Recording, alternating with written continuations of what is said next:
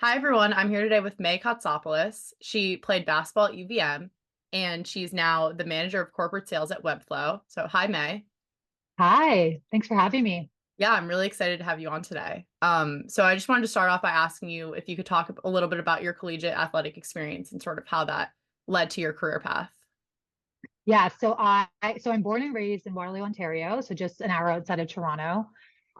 I graduated high school in 2006 and got very fortunate to get a full-time scholarship to the University of Vermont, where I played 4 years for the women's basketball team.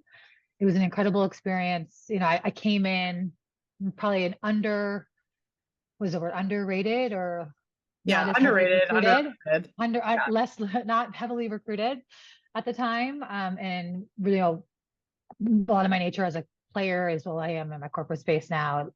Worked really hard. I was always kind of known to like outwork everyone, kind of put my head down. And my initial kind of expertise on the court was defense. And that's what kind of got me playing time out of the start. And then over time, as I got more and more playing time, I really evolved into a full-time scorer for the program, and very proud to kind of the success we had as a team on the court. We won two American East championships. We went to the NCAA tournament twice. We're the first team in Vermont history to win a women's game in the tournament. Like, so much great success as a team. I'm also really proud of the individual success I had on the court, but also off the court in school. I was an academic All-American, and that's all around working hard, prioritizing kind of effort every day, attitude, and kind of my craft, whether it be on the court or in the classroom. Always thinking, okay, this is never going to kind of go anywhere, right? I grew up in Waterloo, Ontario. Getting a scholarship was incredible. Going pro was not even on my radar.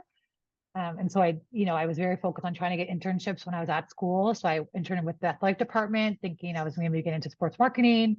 I interned with the Connecticut Sun. And then next thing I knew, I was playing and moving, going pro, which was an amazing experience at that time, very unexpected. And I did that for a couple of years, which was awesome. Always kind of knowing that I wanted to transition out of the game quickly because I didn't want to get too behind. And so I can talk a little bit about that, but that's kind of this foundation of kind of my college career and kind of how I thought about things before I left the game.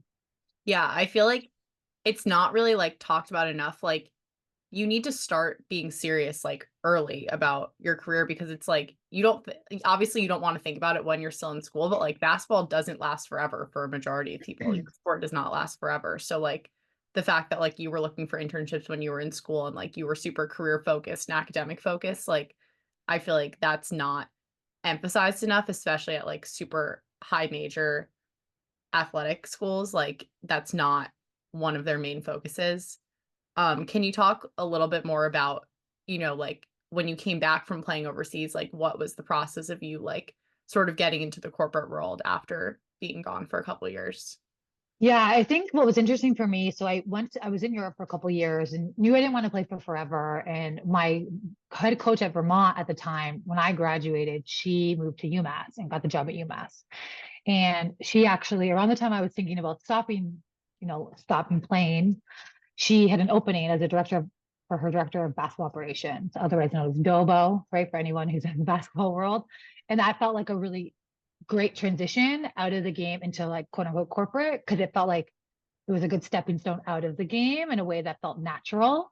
And so I actually went to UMass for a year, which is so funny because it was 10 months I was there and it was a short stint, but it was a great landing pad for me to say, okay, I'm done playing that person, because there's the whole conversation of like your identity after you're a high level, all you recognize yourself as a basketball player, right? That identity shift that I was going through while at UMass.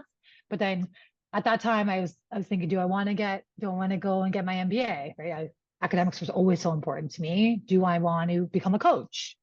What do I want to do? It was 7 years for me at that point, being away from Canada and my family. And my last name probably pretty easily shows that I'm Greek. And so I come with a big Greek family behind me. And so I missed them and didn't really want to be a coach, was unsure about school. So realized I wanted to go back to Canada, and kind of as I was kind of one step ahead coming out of college and going to Europe and then Europe to Udobo, I leveraged my brother and sister. They were already working in Toronto in corporate positions, and work with them figuring out like who their network could be, how can I kind of figure out what I want to do next. And my brother at the time was working at Salesforce, which is a large tech company, like 70,000 global based company. He said, you'd be great for an entry level role here. Like so many of what you do as an athlete can translate here. You should apply. And so I actually didn't leave UMass until I had that job. How did you, I know like you played in Europe for a couple years, and so you sort of were able to hold on to your identity as an athlete for like a little bit longer than most people are. Like, how did you go about that transition and sort of like find yourself and find your passions and like what your purpose was like outside of basketball? Yeah, like it was hard. It's hard, right? Like you, for however long, especially as like a college player, like you come on campus and you're like, you are a basketball player. Like you're part of the athletic department, but like that's how you introduce yourself. Hi, I'm May. I play for the women's basketball team at Vermont. Like that's how you talk. Go to Europe. Why are you living in Greece? Oh, I play basketball here. Yeah. Everything was like, that was the first thing I would say, or first three things I would say. And so when you do that shift, it's hard. I actually like when I was at UMass, I was obviously around the game every day. As a Dobo, some people might not know this, you can't actually be on court as a Dobo.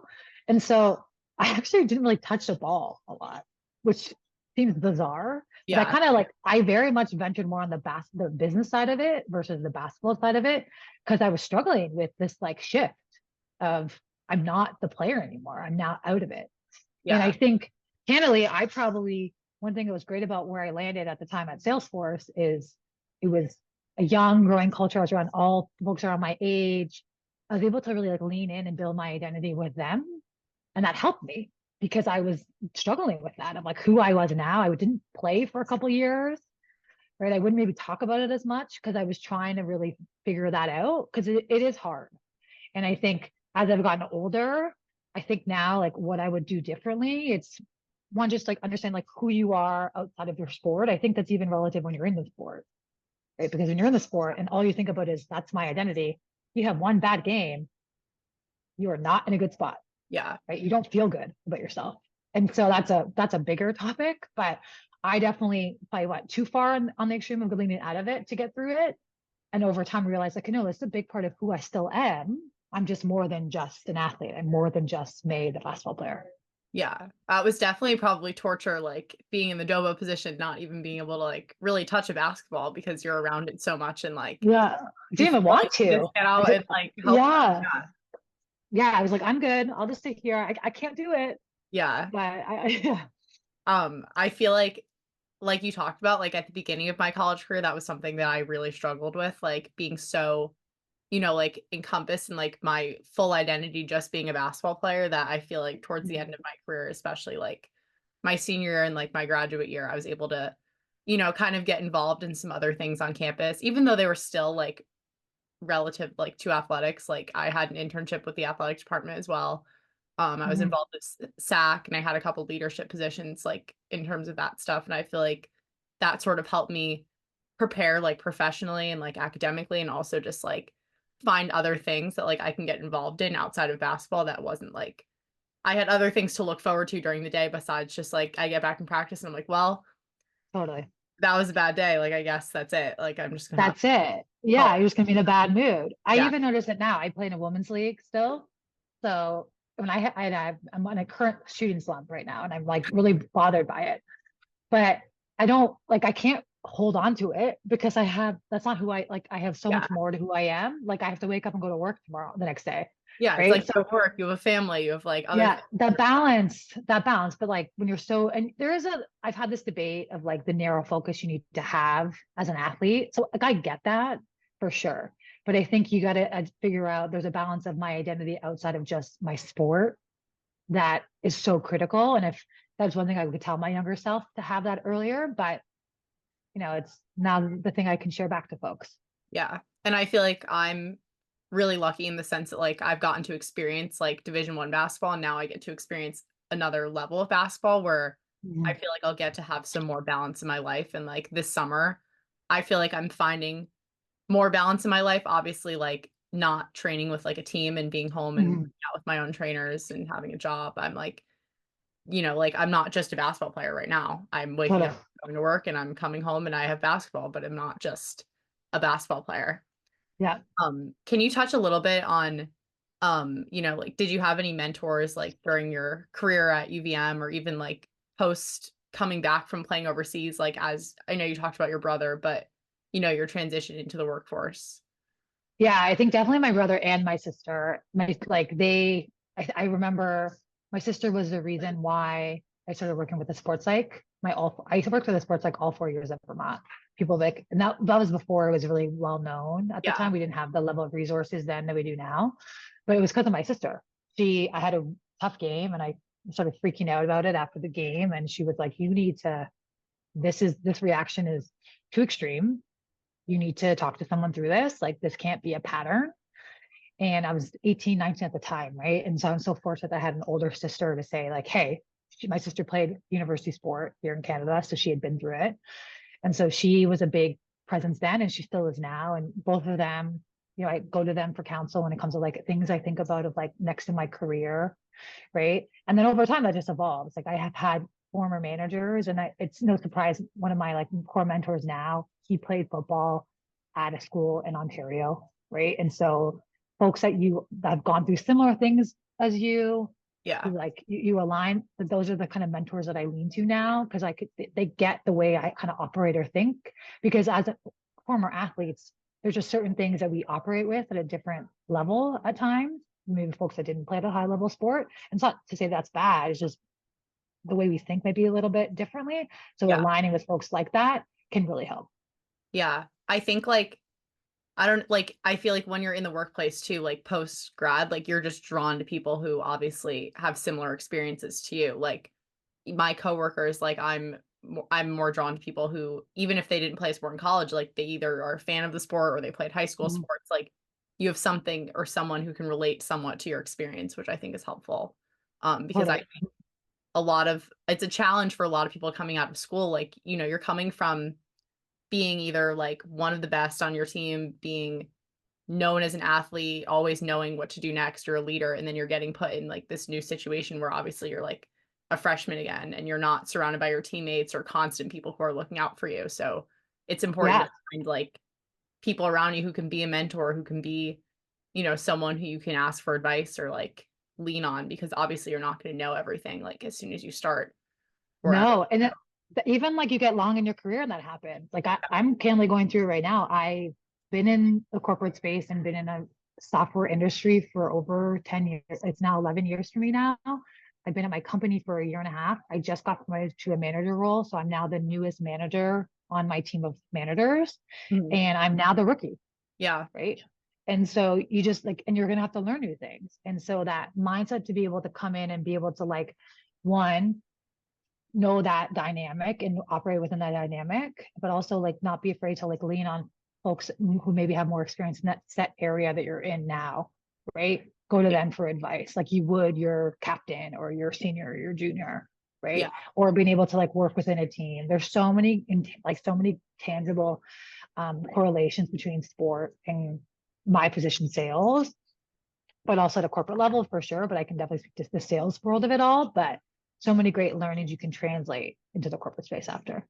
Yeah, for sure. How did you I know I've talked to a couple people who've played at like different levels in different conferences, and I know like I just recently spoke to someone who played basketball in the Ivy League, and her perspective was obviously way different because she has been super career focused since her freshman year, and it was super encouraged for everyone to have an internship. And they had a ton of people in the career center who were always looking out for the athletes. But Yeah. how did you feel like your resources were when you were at UVM, or like how prepared did you feel throughout your college career? Like if you didn't go pro, like for where you would be post grad? Yeah. I feel like it was pretty good. Probably I also leaned into it a lot, right? Like I really cared about school, right? Like I was kind of one of the nerdy kids in class. People were mad about that, like, because I would try so hard. Like how I tried on the court is how I tried in the classroom, just Yeah. like how I was wired. So a story behind that is my sister, when she was 16, my sister was a high level gymnast. She tore her ACL at 16. This would have been in early 2000s. Yeah. And so ACL recovery was not what it is now. Right. And so I saw at a young age, like a very difficult injury and what that can do. Right. My sister went on to play a university sport, but it was hard to recover. And so Yeah. my dad used to say to me, doesn't matter what you're doing on the court. School is the only thing that matters. This could all end. You could like that's like was always drilled in my head. So I definitely leaned in from like a resourcing perspective. Like from our like I remember feeling really supported. Like they encouraged us to have internships. We had like I worked directly for Lisa Champagne, who was our SID at the time at Vermont. She was so great. Like having an internship in Connecticut in the summer, I would just kind of go back and forth. I would come back when I needed to, and I kind of just like made it work. I remember when I was working in Connecticut, I was staying at my college teammates' parents' house in Rhode Island, and then we would go do workouts at Brown because the head coach at Brown for men's basketball used to be on the staff at Vermont. Oh, So right. we Yeah. all kind of like all connected. So Yeah. we all just kind of like let you just. I think the biggest thing is like you have to lean in yourself. You also need to ask for what you need, right? And you can't expect, and this is as a college student, this is as a corporate world as an adult. Yeah. You need to ask what you need and you can't expect that to be given to you. Yeah. Right. And so I felt supported, but I'm not naive to know that like I definitely was looking and seeking it as well. Yeah.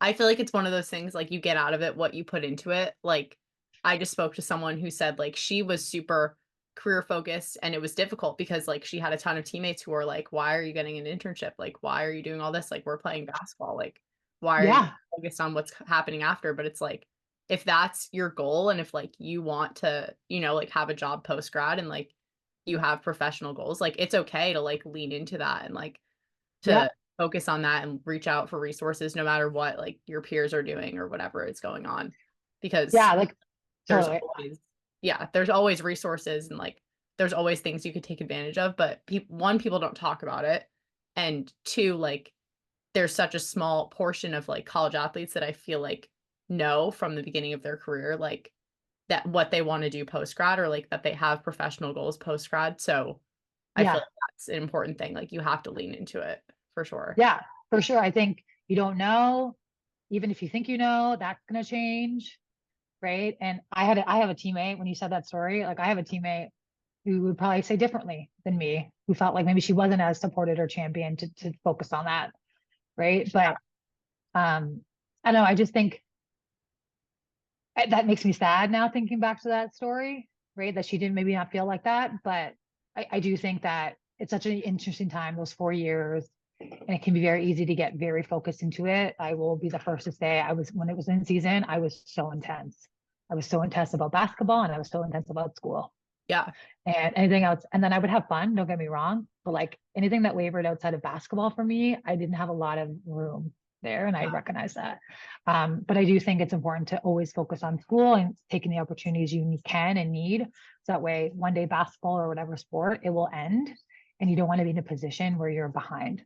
Yeah. I did something pretty similar to you, like how you worked at the Connecticut Sun. It wasn't as big of a commute, but last summer I worked for in marketing for a section of the PGA that was based in Buffalo. So Nice. I'd wake up and do workouts, and then I would go Yeah. work golf tournament, and then I'd come back and play pickup, and like I would make it everywhere. I was meeting all my demands. I was, like Yeah.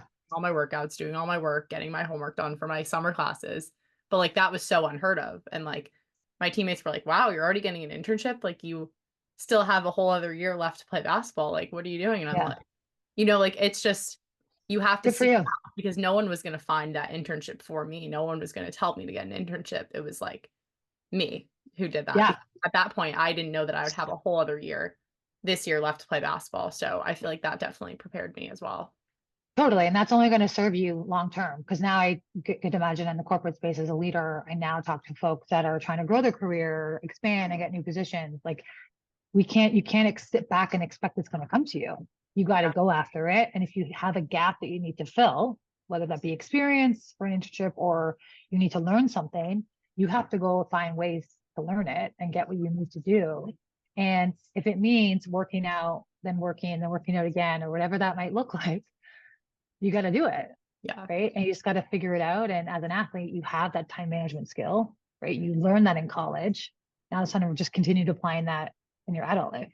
Yeah. What's some advice for athletes who may be coming from like a high major school who don't really they honestly might have zero work experience coming out of college but they have a degree from let's say like Indiana in business. Like that's a pretty good business school, but they've, had no work experience. Yeah.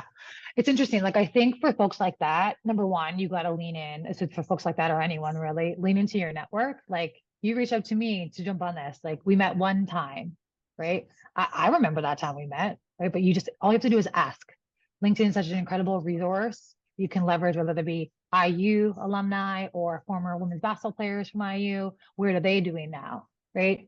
If someone who played at Vermont is looking for a sales job and they ping me, I would take their call because I'd say I'd be happy to help you. It'd be Yeah. no different than an IU former athlete to an IU former student athlete, right? And so like leverage your network and seek out folks because folks are willing to help. What it feels like for people to help others, like people want to help you. And so I say that for sure. And then I would think take and say yes to any opportunity that you can have that gives you experience, whether that be volunteering at an event on a weekend or getting an internship or whatever it might look like. Just say yes to opportunities that allows you to gain experience, and that compound areas of experience will only help and serve you for an interview. And then my last piece is because I think a big gap is interviewing skills. Interviewing is very hard. It is a total skill in itself. Even for folks that are very experienced, it can be hard. And so do run it with like an older sibling or a parent or a mentor or whoever, like a mock interview. Get them to run through questions with you because it's once you're in it, you're in it. And so Yeah. that is a gap I think people need to learn. Yeah, for sure. I think like part of it is like I just spoke to someone too who said like if you have good interview skills, for example, like there's a way to articulate your athletic experience to make that into your work experience. Like if you can Yeah. articulate your athletic experience to make it like, you know, like talk about your leadership skills and talk about your exact role on the team and you're able to really like elaborate on that, like that's 4 years of experience. But if Oh you my gosh. like I was a college athlete for 4 years and you can't really Speak talk to it. about it in detail and like, you know, elaborate on that, then it's like why are you bringing it up, you know? But so much is around framing. I actually have a really interesting story for this is when I was getting interviewing for Salesforce at the time, I had no corporate experience.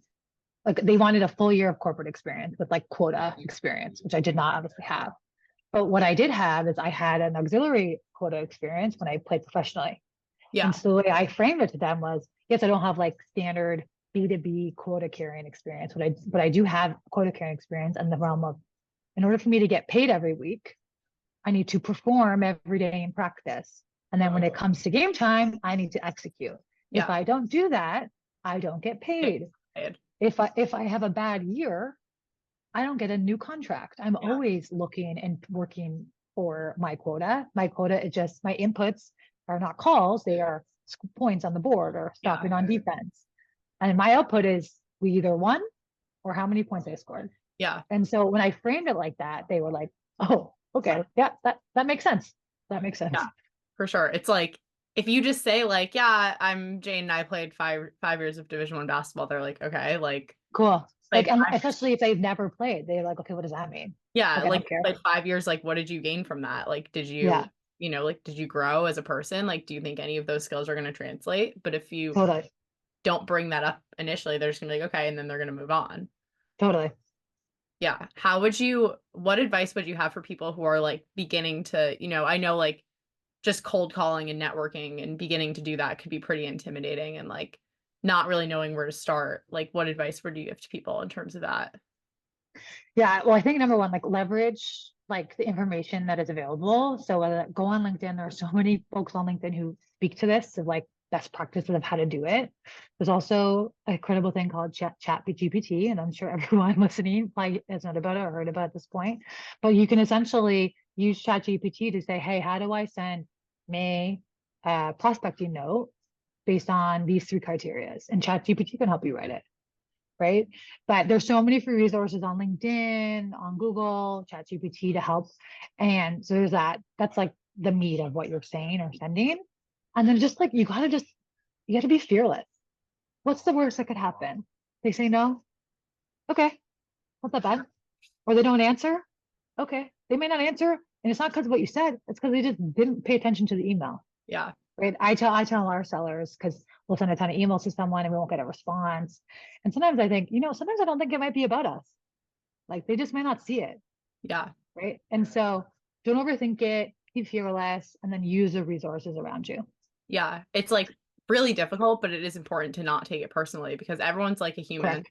like it's not Yes. like, it's not because they don't like you or whatever. They honestly might not have seen it or they read it and they're too busy to respond or they have something Or they forgot. or I they forgot. forget.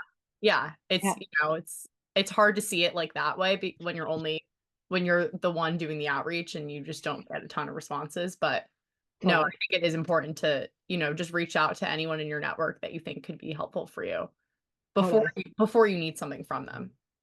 Yeah, for sure. And my one advice there, because one thing I hate has happened to me is if you get on a call with someone, Mhm. you need to prepare. Yeah. You need to do your research on them. What do they do? Where do they come from? What experience do they have? What are the questions you want to get from them? Right. And you need to have like your like pitch locked up because I've been on a call with a former athlete because as you can imagine, a lot of former athletes get directed to me, which I'm always happy to help with. But I got on the call and he didn't do any research on me. He didn't know anything about my background. He just knew I was an athlete and was not prepared. And I was so unimpressed. And I Yeah. said to him at the end, I said, listen, like just some like hard advice here. Like you can't, like I'm always like, you're always interviewing, whether it be an informal or formal coffee chat. Like you got to be ready to go. Yeah. And so just always think that in mind because every impression and opportunity matters. You never know who you speak to, who they know, and what opportunity they can connect you with if they have a good impression of you. Yeah. And I think like even if like I don't know, like you might be nervous to reach out, but if you're prepared, I think like I Yeah, can speak for myself, like I'm not in the space where I'm giving like career advice to people, but like if high school athletes are asking me about recruiting advice, like I'm so willing to help like younger athletes and I'm sure like totally, in a couple years when I'm in the workforce, like I'm going to feel the exact same way if an athlete reaches out to me. So it's just like totally, a connection that everyone has and everyone's willing to help if you reach out for sure. totally. My last question for you is just any pieces of career advice that you might have right now for athletes who are either entering their last year of college, finishing up their career, or like just ended their career and are kind of in this phase of transition right now. Yeah, I think that like one, it's when you like decide on where you play in college, it's such a big decision. You're like, oh, this is my 4 years, right? Which it is. Don't get me wrong, but like your first career doesn't need to be this big, like, oh, this is where I'm going to work forever, right? Like, go and follow and take opportunities that are presented to yourself, and don't be afraid to like try something, right? Because you never know what you're going to like, not like what have you, right? So like, don't be afraid to try something and get experience wherever you can, right? That'd be my first thing. Number two, especially for the one female athletes, we have, and this is a female athlete problem, but all female problem is we get in our own way. There's like a very common statement around like when there's like a job posting, men, if they have 8 out of 9 or 7 out of 10 of the requirements, they'll apply. Women, they feel they need to have 12 of the 10 to apply. We got to get out of our own way as women. Female athletes are not, right? So that's another one. And then three is like try to remember like all the skills that made you a great athlete, all that time management, all the preparation and dedication you put into your craft, that can translate into your corporate experience and your corporate life. So like don't forget that and like lean into that because that's going to make you a great teammate amongst your peers, a great future leader amongst your peers. It's going to be someone they can rely on and count on, and you're intrinsically motivated. People want those skills. And so lean into everything that made you great as an athlete. That's going to translate so well for you and sport. And then just to wrap all of that, like do not be afraid to reach out for help, just like you would if you want to learn, if you have a bad left hand and you need to get better at it, or you're really bad on health defense, whatever your gap was on the court, you asked for help. So use that and continue asking for help in your corporate life as well.